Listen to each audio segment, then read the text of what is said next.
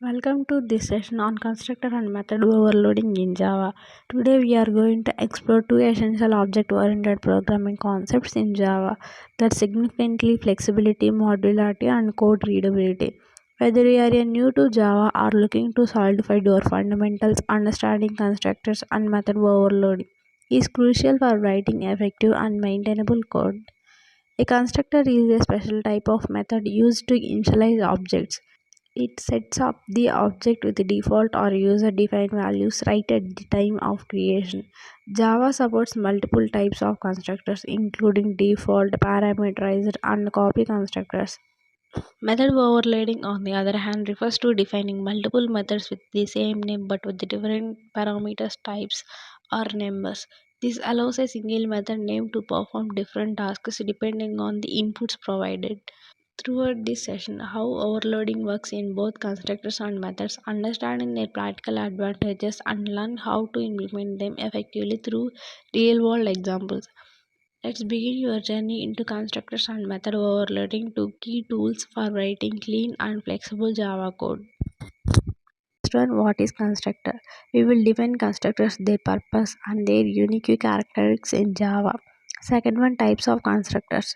Learn about default, parameterized, and copy constructors with code examples. Third one, constructor overloading. Understand how Java allows multiple constructors in a single class and the benefits this brings.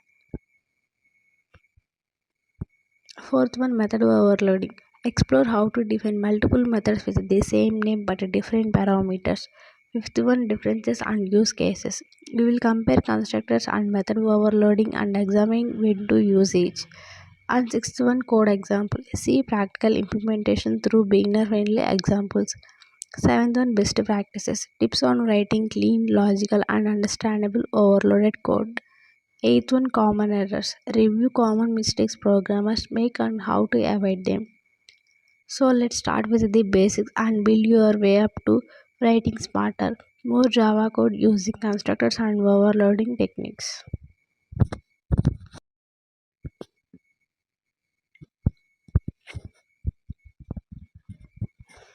What is constructor? A constructor in Java is a special method that is automatically called when an object of class is created. Its primary role is to initialize the newly created object.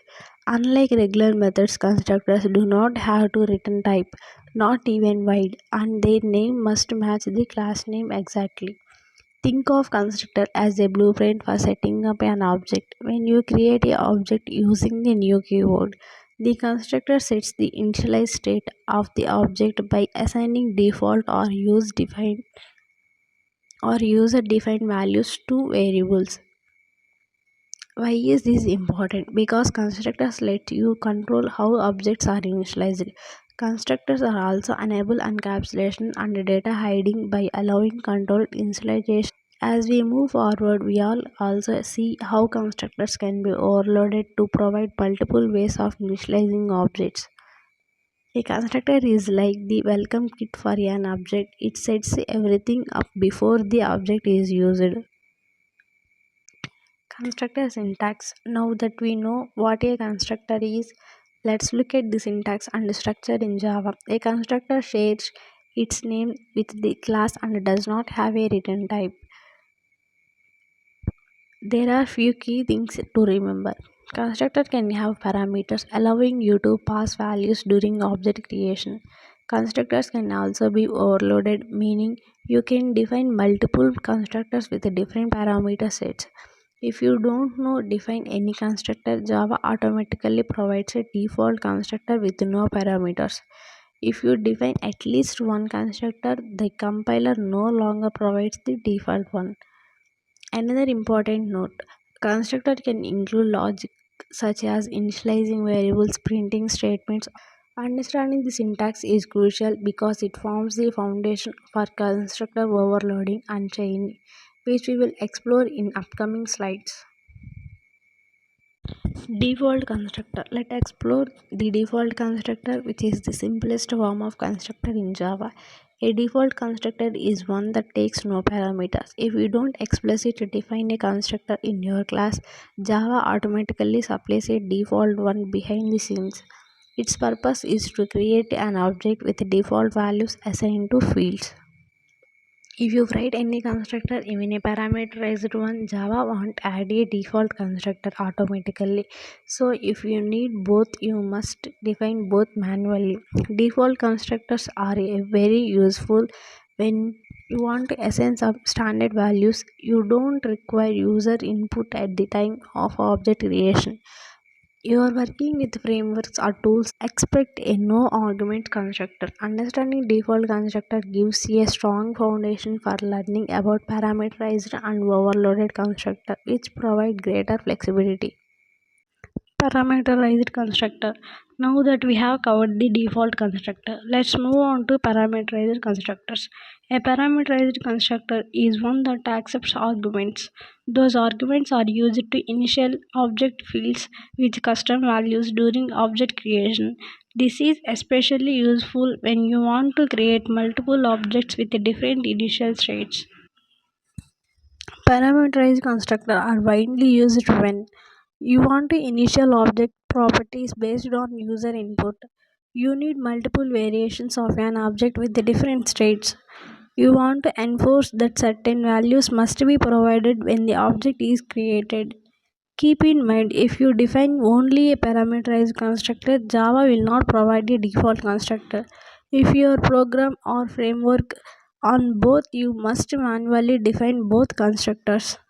In real world applications, parameterized constructor help in scenarios like initializing a user object with name, age, and email, or a product with ID and price. It keeps your code clean, efficient, and less error. Copy constructor. Let's now explore the concept of a copy constructor. Although Java does not provide a built-in copy constructor like C++, we can define your own to create a new object as a copy of an existing object. The main purpose of existing object.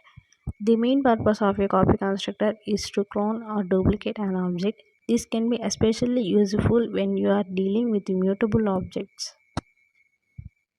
Why use a copy constructor? To avoid accidentally modifying the original object, to preserve object integrity across different parts of an application, to simplify object duplication without exposing internal logic.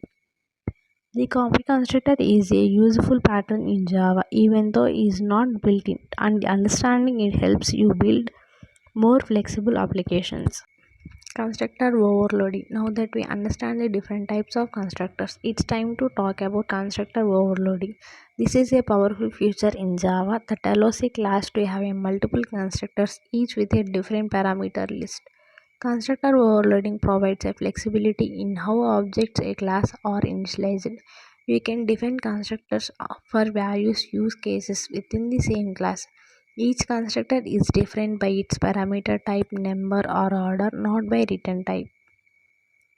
Each of those constructors serves a unique purpose, giving you the ability to create objects in different ways. This not only simplifies your code but also avoids the need to manually set each field after object creation. Constructor overloading is widely used in Java libraries and applications for classes and objects like ArrayList and string. Use constructor overloading to offer flexibility.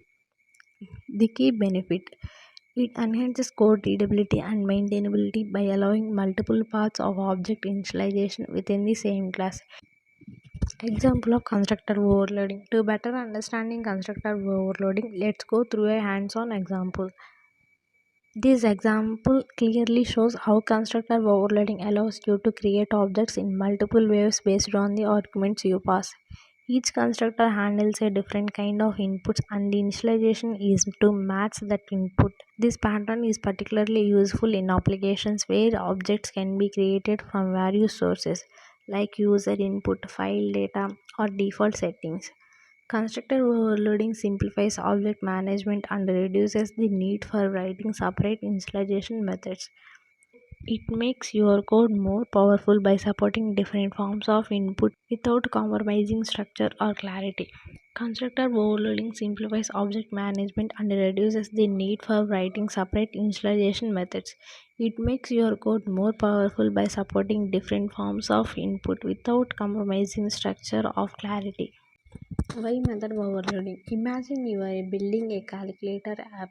You need methods to add integer, decimal, or maybe even three numbers at once. Without overloading, need method names like add integers, add double, and add three numbers. That quickly gets messy. With method overloading, you can keep a single method name like add and differentiate between them using parameters. This makes the code cleaner and easier to understand. Here are the key benefits of method overloading. Improves readability. A consistent method name for similar tasks makes your code more readability. Supports code reusability. You can define a method once and adjust it for different input types or counts. Method overloading also supports compile time polymorphism, allowing the correct method version to be determined during compilation. It's used widely in Java libraries. For example, the system.out.println method is overloaded to handle strings, numbers, booleans, and more. Method overloading is not just a convenience, it's a best practice that helps you write organized, modular, and professional grade Java code.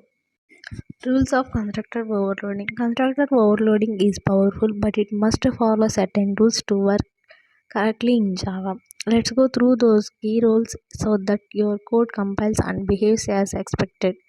First one, different parameter list. Every overloaded constructor must different in its number, type, or order of parameters. Simplify changing the constructed body is not enough. Second one, cannot be overloaded by return type alone.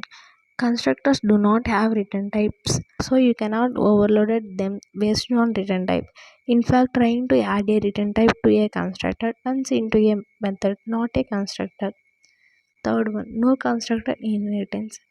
Constructors are not inherited, meaning they belong strictly to the class where they are defined. If a subclass needs a similar constructor, you have a explicit define them and optionally call the superclass constructors using super. Fourth one, access modifiers are allowed. You can overload constructors using different access levels like public, private, or protected. This is useful in patterns like a singleton where the constructor is private. Fifth one, order matters. Constructors can differ by the order of parameter types. By following those rules, you ensure that Java can differentiate between your constructors and execute the correct one based on your how an object is created. Constructor chaining. Constructor chaining is a concept where one constructor calls another either in the same class using this keyword or in a superclass using super keyword. This approach helps you reuse code, reduce redundancy, and maintain a cleaner object initialization flow. Constructor chaining has the following benefits: promotes code reusability and dry principles, helps manage complex object initialization, simplifies maintenance since you only need to change logic in one place. Whether you are chaining within the same class or a superclass, it's valuable technique for writing robust scalable Java classes. Constructor chaining. Constructor chaining is a concept where one constructor calls another either in the same class using this keyword or in a superclass using super keyword. This approach helps you reuse code, reduce redundancy, and maintain a cleaner object initialization flow. Constructor chaining has the following benefits: promotes code reusability and dry principles, helps manage complex object initialization, simplifies maintenance since you only need to change logic in one place. We are chaining within the same class or a superclass, it's valuable technique for writing robust scalable Java classes. What is method overloading? Method overloading means defining multiple methods within the same name but different parameters in the same class. This is Java way of achieving compile time polymorphism. Even though all methods are named, so Java knows which one to execute based on the number and type of arguments. Benefits of method overloading: improves readability. You can use the same method name for similar operations. Reduce the method names. No need to come up with the multiple names for similar tasks. Increase flexibility. You can create variations of a method to handle different input types or counts. Method overloading is widely used in Java standard libraries. Is overloaded to accept different data types into double, string, etc. It's important to remember that return type alone cannot be used to overloaded methods. Parameters must be different for overloading to work. Method overloading syntax. Let's know the syntax and structure of method overloading in Java. Understanding this is key to applying it effectively in your program. Rules recap. You can overload methods by changing the number of parameters, changing the data type of parameters, changing the order of parameters. Second one, you cannot overload methods by changing only the return type. The compiler cannot determine which method to call in such cases. Third one, method overloading works within the same class or through inheritance in the subclass defines new method signatures. Overloading helps you keep method names consistent for similar tasks, reducing confusion and making your code easier to read. In professionally development, method overloading is frequently used in utility classes, but processing libraries and user-defined applications single meaningful method name. Why method overloading? Imagine you are building a calculator app. You need methods to add integer, decimal, or maybe even three numbers at once. Without overloading, need method names like add integers, add double, and add three numbers. That quickly gets messy. With method overloading, you can keep a single method name like add and differentiate between them using parameters. This makes the code cleaner and easier to understand. Here are the key benefits of method overloading. Improves readability. A consistent method name for similar tasks makes your code more readability. Supports code reusability. You can define a method once and adjust it for different input types or counts. Method overloading also supports compile time polymorphism, allowing the correct method version to be determined during compilation. It's used widely in Java libraries. For example, the system.out.println method is overloaded to handle strings, numbers, booleans, and more. Valid method overloads. Let's now into what makes a method overloads valid in Java. Understanding the valid patterns is crucial to avoiding compiler errors. Here are the three main ways to create valid method overloads. First one, changing number of parameters. You can define methods with the same name but different numbers of parameters. Second one, changing type of parameters. You can define methods with the same number of parameters but their data types must be different. Third one, change in order of parameters. You can also change the order of parameters if their type different. However, remember that return type is not enough to different between overload methods. It must be different in parameters. Mastering those patterns will help you build cleaner and more flexible Java programs. Invalid overloading. While method overloading is powerful, it's also important to know what does not qualify as valid overloading. Otherwise, your code won't to compile. Let's review some common mistakes that lead to invalid overloading in Java. Changing return type only. One of the most common errors is trying to overload a method by only changing its return type. This does not work in Java. Java cannot determine which method to call based on the return type alone. It needs to parameter difference to make that destination. Second one, same parameter list different method body. Overloading does not occur just because the internal logic of the method is different. If the parameter list is the same even with a different body is not valid overloading. Example of valid overloads. Let's look at a practical example of valid method overloading to solidify your understanding. We all use a simple class that performs additions in various ways. The first method adds two integers, the second adds two doubles, the third adds three integers. All methods being named add, they are considered valid overloads because they different in the number of parameters, they different in data types, They handle different use cases under the same method name. This design allows for code clarity and method reuse, especially in classes that deal with calculations, processing inputs, or formatting data. It also provides a clean and consistent application, especially useful in frameworks and libraries. You can call the same method name with the different inputs and get appropriate result. Example of invalid overload. Now let's an example of an invalid method overload, a mistake that developers often make when learning Java.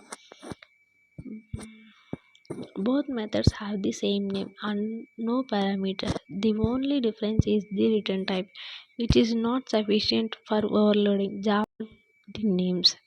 To make it valid, you must change the parameter types or count. Always remember the parameter list must be different and return type. Constructor versus method overload. Let's compare constructor overloading and method overloading. Two powerful features in Java that allow you to define multiple forms of a constructor or method within a class. Similarities. Both are forms of compile time polymorphism. Both depend on changing the number, type, or order of parameters automatically when object is created, called manually through method calls. Constructor overloading focuses on flexible object creation, while method overloading enables behavior execution. Both techniques improve code clarity and maintainability and are widely used in real-world Java development. Use case banking app. To see those concepts in action, let's explore a real world use case. Building a simple banking app. In your bank account class, constructors can be overloaded to initialize accounts in multiple ways. This allows user to open an account with the default values just a name or a name and an initial deposit. Methods in use. You can overload methods like deposit or withdraw to accept different types of input. Those overloaded methods provide a flexibility in handling user operations under different conditions like local currency, ATM withdrawals, or online transactions. This use case demonstrates how constructor and method overloading allow you to build user friendly applications. Best practices. While constructor and method overloading offer great flexibility, following best practices ensures your code maintain clean, logical, and maintainable. Overloads logic. Group method or constructor overloads that perform similar functions. First one. Keep overloads logical. Group method or constructor overloads that perform similar functions.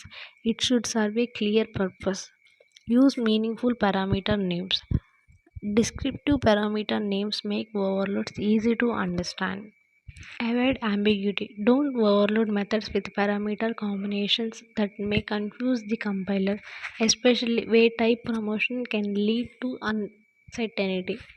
Limit overload count. Too many overloads can reduce readability. Instead of creating 10 versions of a method, consider using builder patterns. Following consistent order. Use a predictability parameter order across overloads to avoid confusion. Document clearly. When overloading constructors or methods, use comments or documentation to explain the purpose of each version. By following those best practices, you will write code that is not only functional but also scalable and easy for other developers to understand and maintain. Best practices. While constructor and method overloading offer great flexibility, following best practices ensures your code maintain clean, logical, and maintainable. Overloads logic. Group method or constructor overloads that perform similar functions. First one. Keep overloads logical. Group method or constructor overloads that perform similar functions. It should serve a clear purpose. Use meaningful parameter names. Descriptive parameter names make overloads easy to understand. Avoid ambiguity. Don't overload methods with parameter combinations that may confuse the compiler, especially where type promotion can lead to uncertainty. Limit overload count. Too many overloads can reduce readability. Instead of creating 10 versions of a method, consider using builder patterns. Following consistent order. Use a predictability parameter order across overloads to avoid confusion.